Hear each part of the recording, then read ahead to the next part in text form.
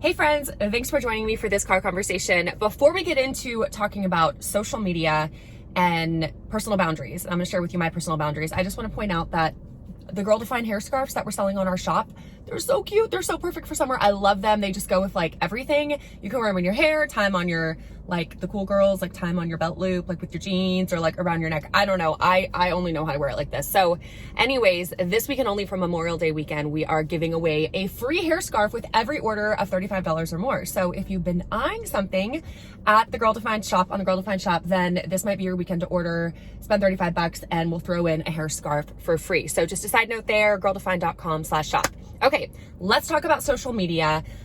We all know that social media, and I know we can all agree on this, that it is something that can totally consume our time and become something that is a great tool that can then take over our lives in a sense. And as I've talked to so many of you this past week, as we've been talking about social media on the blog, here on YouTube, on Instagram, most of you have said, yeah, it is a struggle to find boundaries with social media. How do I enjoy this tool? How do I have fun with it? How do I even use it for my business or for my personal endeavors? But how do I keep it from not taking over my life, or how do I keep it from taking over my life? So as I've seen your questions and just thought about my own journey with social media, we all have one. I've been on social media for a while, but like I shared in my previous YouTube video, I've decided just to keep my social media very minimal. So I only have like 1 or 2 personal social media accounts. Okay, so aside from Girl Defined, I view that more as like ministry, kind of work related.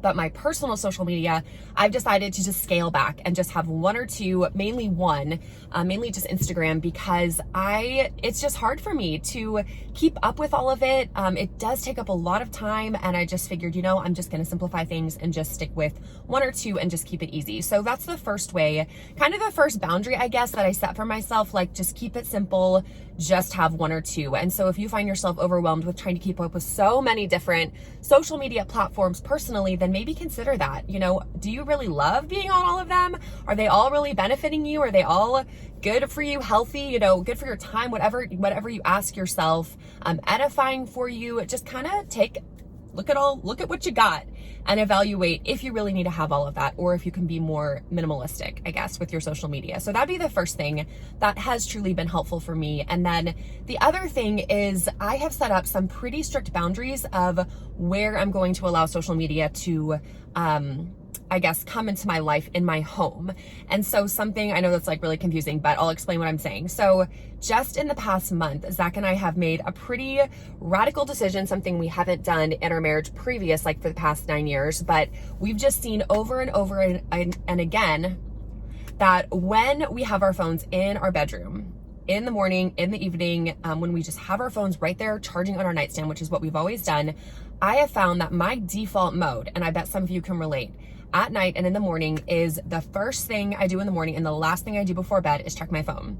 And of course I'm just like, I'm just checking it to see what text messages came in. And then before you know it, I'm checking my email. Then I'm browsing Instagram. Then I'm like, let me see what's going on YouTube. And it's just a rabbit hole, right? And before I know it, I'm in bed sitting there for like 30, 45 minutes. And I'm like, I didn't mean to do this, and now I gotta go to bed, and I was gonna read my book, and it happens over and over again. And then in the morning, same thing. I'm like, okay, great morning. Let me make my coffee, get into my quiet time. I've set aside this time. And then before I know it, there I am getting sucked into my phone again, just checking that one quick thing, even the weather. Let me just see what the weather's like.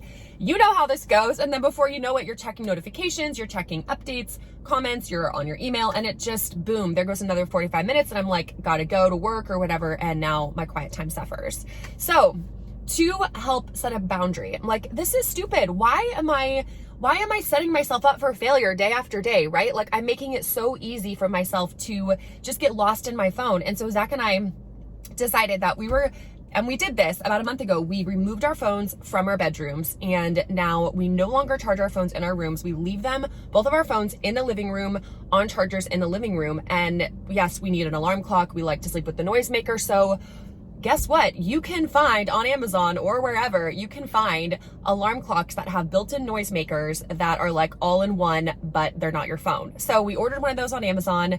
We've been using it, and it's our alarm clock now. It has like all the little sounds, white noise, waterfalls, rain, whatever you prefer.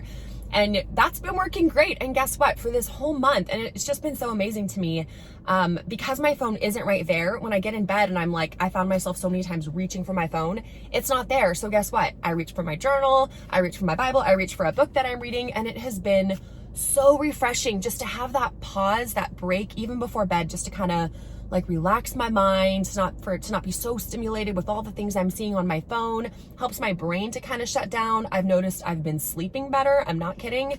And then in the morning, same thing. I wake up, I'll go reach for my phone, like, oh, let me check to see if someone's texting me. It's not there. I have to get out of bed to go get my phone in another room. So that's been helping me get out of bed too. But another boundary I've set is that I will not get on social media until after my quiet time. So personally, I love to read the Bible, pray in the morning. It's a great way for me to start my day, and social media was stealing so much of that time. Now I just leave my phone on the charger, or if I need to check something, I do, but I do not get on social media until after my quiet time. And y'all, that has been so helpful, so helpful. I am seeing progress in my quiet time, like consistency, focus, the quality of my quiet time. It's been amazing. So those are just a few things that I want to encourage you to think about. Where do you find yourself getting tripped up with social media the most? Where do you find yourself just like, oh, for an hour that you weren't intending to spend, now you've spent it browsing Instagram or Snapchat or whatever your social media is, YouTube videos. Where is it for you, and what could you do to maybe help yourself be more successful in that way? Something else that I'm implementing going forward is that I'm not going to do social media on Sundays. I'm just not. That's the Sabbath. It's a day of rest. That's why God gave it to us. And I just think, taking a one-day break would be probably really good for me. So I'm not going to get on any personal accounts. I don't even think really Girl Defined, we're going to try to implement that too on Sundays. And then something else that's been really helpful for me, another boundary, is just I take periodic breaks where I go for a week personally on my personal account and I just get off social media and I take that week break, and it's just a time just to be refreshed in other ways, to do other things, to kind of refocus, like, am I spending too much time? Because when you're removed from it, you can think more clearly about what you're doing, why you're doing it, all that stuff. So and then also just throughout the day, kind of keeping tabs on how often am I just getting on social media as the default mode, and then trying to, not do that. Like when I find myself just default mode, like, okay, do something else. I don't need to be on this, and just developing more discipline. So I don't know if that's encouraging to you or discouraging, but those are a few of the boundaries that have been really helpful for me. And I have seen a lot of benefit come from setting those strict boundaries, and having someone like Zach doing it with me has been really helpful. So if you have a friend or a sister or someone that you can say, hey, here's what I want to implement. Can you hold me accountable? Can you ask me each week how this is going? If you have a mentor, your mom, I think that just having that accountability really helps for consistency.